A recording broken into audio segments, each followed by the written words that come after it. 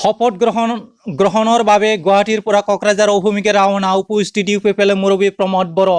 ইউপিপিএলৰ সভাপতিগৰাকীৰ উপৰে তেওঁৰ দলৰ লগতে বিজেপি আৰু গণসুৰক্ষা পাৰ্টিৰ নিৰ্বাচিত সদস্য কোকৰাঝাৰ অভিমুখে ৰাওনা হ'বলৈ সাজু হৈছে। গুৱাহাটী লি হোটেলৰ পৰা বিটিচিৰ পৰৱৰ্তী মুখ্য কাৰ্যবাহী সদস্য হিচাপে শপত গ্ৰহণৰ বাবে গুৱাহাটীৰ পৰা কোকৰাঝাৰ অভিমুখে ৰাওনা হৈছে ইউপিপিএলৰ মুৰব্বী প্ৰমোদ বড়ো। ইউপিপিএলৰ সভাপতিগৰাকীৰ উপৰে তেওঁৰ দলৰ লগতে বিজেপি আৰু গণসুৰক্ষা পাৰ্টিৰ নিৰ্বাচিত সদস্য কোকৰাঝাৰ অভিমুখে ৰাওনা হ'বলৈ সাজু হৈছে।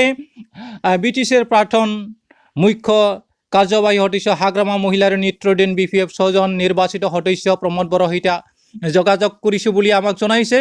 নেতাগৰাকীয়ে জানিবলৈ দিছে বৰ্তমান প্ৰমোদ বড়োৰ সৈতে একেখন গাড়ীতে কোকৰাঝাৰ অভিমুখে ৰাওনা হৈছে ইউপিপিএলৰ জ্যেষ্ঠ নিৰ্বাচিত সদস্য গোবিন্দ বসুমতাৰী।